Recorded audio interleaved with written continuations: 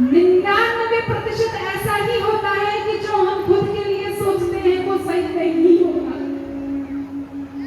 1% की संभावना है जो हम खुद के लिए सोचते हैं वो हो जाता है।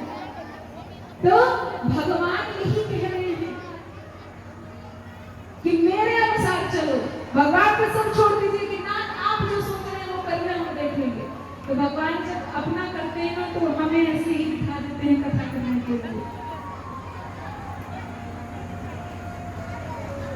अब भगवान से जब ये विनती करते हैं नारद जी, तब भगवान कहते हैं कि हे नारद देखो, कुपथ मागुरुज व्याकुल रोगी वैद नदी सोना मोनी जोगी, एहि विधि तुम्हारे बैठाया, कहीं अस अंतर नहीं प्रभु।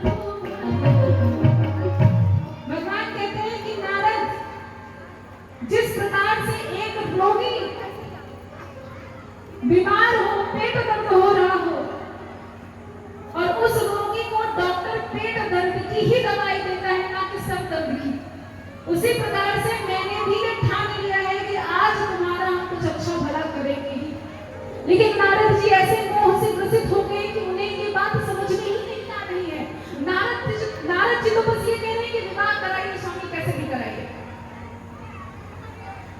भगवान कहते हैं कि तथास्तु ऐसा ही हो, और ऐसा बोलकर अंतर्धान हो जाते हैं। अब स्वयंवर की बारी आई तो वहां पर भोलेनाथ के 2 गण भी आकर बैठते हैं।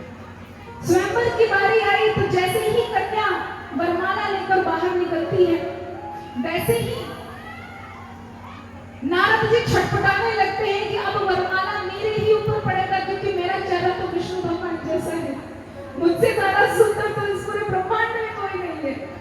नारद जी बिल्कुल उछल उछल कर इधर उधर से देख रहे हैं। लेकिन जब कन्या नारद जी के पास पहुंचती है तो कन्या नारद जी का चेहरा देखकर बिल्कुल क्रोध में आ जाती है और वहां से चली जाती है। क्यों? क्योंकि भगवान ने नारद जी को बानर का चेहरा दे दिया था, और ये चेहरा सिर्फ कन्या को दिखाई दे रहा था। कन्या क्रोध में जाती है और उधर भगवान विष्णु मनुष्य का रूप धरकर आते हैं और कन्या वरमाला भगवान विष्णु के ऊपर डाल देती है। और इधर जो भगवान शंकर के 2